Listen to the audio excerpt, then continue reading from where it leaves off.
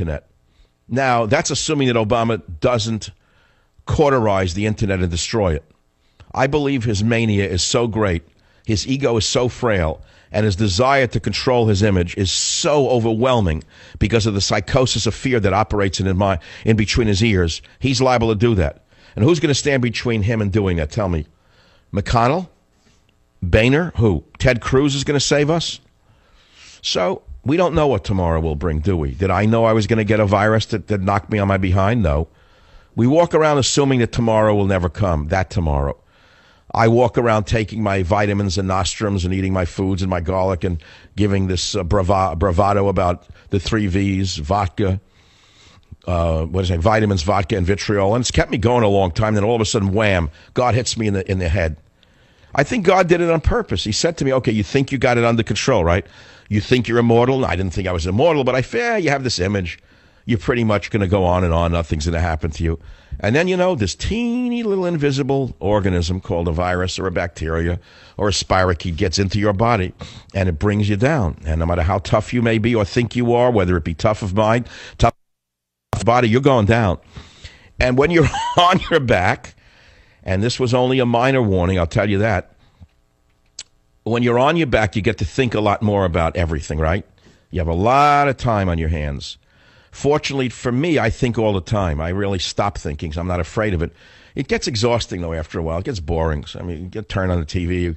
After a while, you watch a movie. You do this, you do that. You go for a tiny walk. You play with the dog. And then the dog becomes your best friend in the whole world again.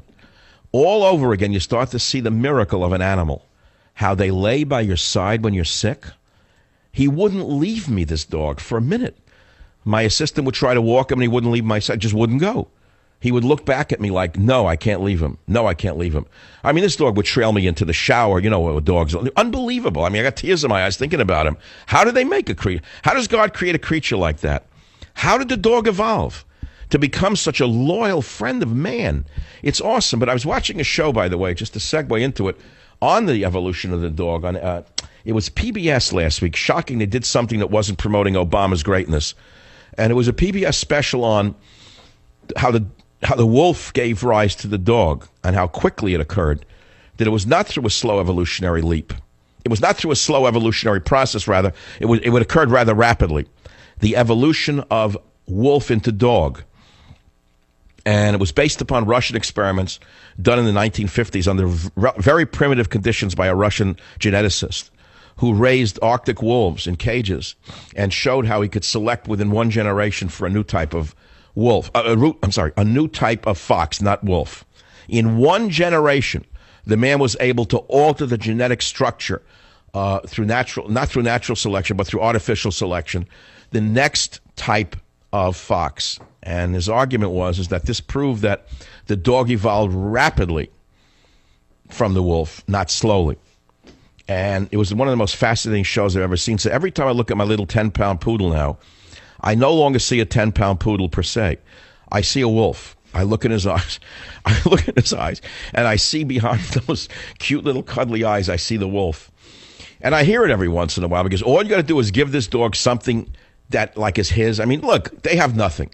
Let's say you give him a bone or something like that. Then go try to take it away from him. All of a sudden, you hear the wolf come out. Sounds come out of a 10-pound dog you can't believe exists. Like, where'd that come from? It's like a devil came out of that dog. Where'd that sound come from? But you can't. I say, okay, I understand it. You have nothing. God gave you a pair of shoes and a coat for your whole life. You don't have a car. You don't have a nothing. Nothing is yours. No refrigerator. No clothing in the closet. Not a suitcase, a valise, nothing. The dog has nothing, so you give him a bone. It's his. That's it. That's his entire world. You're trying to take it away from him. So he's going to protect it like a wolf, which teaches us a lot about the poor when you think about it. When you actually think about the very poor who have nothing, when they get a little something, a scrap of something, why they will kill for that scrap of something. Now that I think about it. Okay, that's the story. I don't mean to go on and on about this. I just wanted to have a little fun with you. It's a Friday. Thank God it's Friday, man. It's like Saturday and Sunday looks like bedtime for Mike. And I think I've done admirably. I hope the voice comes back in a week or so, and I hope you've not been offended by the weakness in my voice. I'm strong inside, but I can feel the voice is not there, and I listen to the replay, Let me take a quick call. John, KKOB Radio. John, welcome to the program. What's on your mind, John? Michael, hello. Yes. Yeah, glad to hear that you are feeling better now. I missed you that one day. But anyway, I just wanted to call to say thank you to you, first of all, and your radio program, that you helped myself pass many, many years while I was serving my federal prison term. And you helped me get through, like, day by day, literally, to survive the 12 years that I just got done completing. And was wait a minute. Did they let you listen to any radio show in prison? Yes, they do. There is no restriction. Wow. That's very liberal. That's very liberal of them. Yes.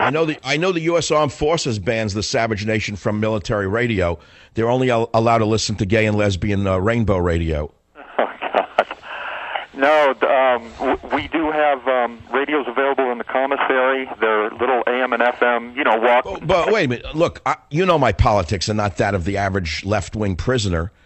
But wouldn't there be people who would argue with you and say, turn that right-wing crap off? Michael, the majority of the inmates in there, they despise you. Oh, that's what I'm saying. So how did you have the guts to play it?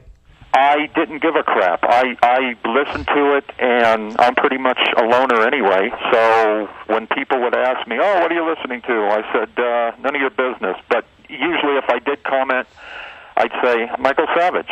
Oh, you listen to him. Yeah, but they never heard me. See, they're the people who are biased. They never heard the show, but they hate me, right? Oh, yeah. It's so one-sided. They're just... Hey, by the way, John, what were you in for? Well, I'm ashamed to say it, but I'll say it. Bank robbery. Thank God it wasn't rape. Oh, God, no. God, no. No, it's almost a noble crime in America today compared to what I see going on. Oh, I mean, you said bank robbery is steps above the president in morality. He's robbing a nation. You only robbed a bank. I mean, you should be given some kind of economics prize. I'll be right back. Join the Savage Nation. Call now, 855-400-SAVAGE, 855-400-7282. Savage. Your Savage Nation is sponsored by SwissAmerica.com. It's the only company I trust for tangible assets, gold and silver. Call 800-BUICOIN. Pace Hastert. He always looked a little bit on the, the straight of the guy, you know what I'm saying? The Hastert paid to cover up sexual misconduct, then you put two and two together. Right away, figure, okay. Right off when I saw it was a cover-up. The first thing you think is sex. That's number one. Politician and sex, are you kidding me? Then they say, okay, man or woman. So they say, I don't know, say wrestling coach, man. I don't know the answer. All right, let me see that move again. All right, Johnny, get on your stomach there on the mat. You other guys can leave. The day's over. Thank you very much. We'll see you Monday. Johnny, you stay on the mat there. We're going to practice that chokehold again, Johnny. You just stay right there. Okay, guys, Monday. By the way, lock the door and pull the alarm. Another Republican caught up in another sex scandal with a boy. Oy, oy, oy. Yeah, but the taxes are lower, I know. Yeah, they're all Americans. Join the Savage Nation. Call now, 855-400-SAVAGE, 855-400-7282. Savage.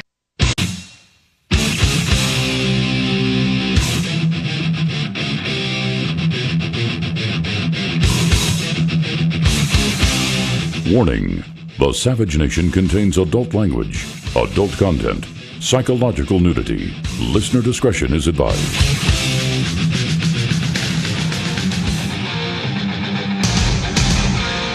And now, America's most exciting radio talk show, The Savage Nation, home of unprotected talk, borders, language, culture. And here he is, Michael Savage. I'm aware I may not be the youngest candidate in this race, but I have one big advantage. I've been coloring my hair for years. You're not going to see me turn white in the White House. Man, do we deserve her. I mean, when you look at those lowlifes on television with reality shows, the hags, the gold diggers, the maniacs, the sex-crazed idiots, we don't deserve anything better than Hillary Clinton. She's the perfect woman for our time. Change his accent as needed. Welcome to hour number 3 of the Savage Nation. World's second richest man suggests a 3-day work week. That caught my eye. Mexican billionaire Carlos Slim. Is that a real name? I'm not knocking the guy. I'm afraid of him. But the thing is, can anyone ever name Slim? Because someone once said that you can never be too thin or too rich. This guy is both. Not a bad line. Mexican billionaire Carlos Slim is suggesting that workers shift to a 3-day work week. The catch, he would require 11-hour work days and workers to stay on the job until age 70 or 75. Yeah, right. Sure. Okay, yeah, I'll take it. Yeah, I'll do 3 days. That's fine. I'll work till I'm 75. Yeah, they're not going to go out early on that one. He's, well, they're going to have to work for more years until they're 70, 75, and just work 3 days a week, so 11 hours a day, says Slim, the second richest man on earth. Did you know in Mexico they work harder than we do? I can tell you right here they work harder than we do. Every house that's being built is them. They're singing, they're dancing, they're building, they're working from morning till night. On their day off, they look for a job. And you wonder why. You wonder why. A hammer, a saw, a cutter, a tile. Whistle while they work. You have to watch it to see it with your own eyes, to not be a fool. The white man will work somewhere, I think, at some time. He might. The white young man doesn't work, except the 2 guys that work for me. 3 guys. Young, they don't work, the white guys. They want to just lay around and like smoke pot or something. I don't know what they do. They want to run a website. In Mexico, they work 2,317 hours a year, or 44.6 hours a week, compared to an average of 1,798 hours a year in the United States. I don't know if that's a true figure. Is that amongst workers or even amongst those who don't work at all? For U.S. workers, the 40-hour 5-day work week became the standard in 1938. Despite gains in productivity and predictions of a significantly shorter work week, it has remained the standard for more than 75 years. 40-hour 5-day work week. Who knows? I could ask you, would you want to work 3 days a week? What would you do with your time off? You go crazy. Yeah, most people would much rather work 4. What do you say, 3 or 4? Workers should have a 3-day work week. You'd work 3 days and be off 4? In my case, when I was like working a 5-day job, I had 5-day jobs. I would have given anything for a 4-day work week. I would never have wanted just 3 and off 4. It's too much time off. You know, all I would have done was drink beer or something and sit in the country and do nothing when I was young. But I would have liked to work Monday, Tuesday, be off Wednesday, work Thursday, Friday, off Saturday, Sunday. I could have handled that.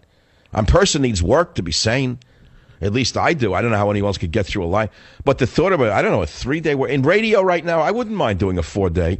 But the format's 5 days, 3 hours. It's a long format. The long show format has been around a long time. And even though the listenership has gone down in talk radio and the time spent listening has gone down in talk radio, no one's changed the format for a number of reasons. But the ideal format might be 4 days, 2 hours a day. I don't know what it is. Who knows? It's never going to change. Things don't change rapidly in any business. They just don't. It's not the way it works. Phone number here, by the way, if you care to join the program and any of the topics I've covered, which have been vast, 855-400-7282. I wanted to get to one other item that we haven't yet gotten to. Robert, you pulled some of those wonderful propaganda clips from World War II, and you played clip 18. Is clip 19 an original one on propaganda? Is that a good one? Let's hear clip 19 on propaganda from World War II on the Savage Nation. Here's the Germany Hitler walked into, and here's what he wanted. First, Europe under his complete political or economic control, leaving Mussolini a share of the loot if he behaved himself. Then the drive to the east, through the rich oil lands of Iran and Iraq, into India. Another push south through Africa. Then from Dakar, jump off to meet the honorary Aryans who were to move in on South America through the Pacific. At the same time, start across from the Scandinavian countries to hook up with his buck-toothed pals coming over from Siberia to join in the conquest of the United States. All right, you get the picture, buck-toothed pals. God, that was awful. But I'm giving an example that they used stereotypes to produce propaganda to make us hate the enemy. When have you last seen anyone encourage you to hate the rapists, the murderers, the child rapists called ISIS? When have you last heard anyone talk negatively about them?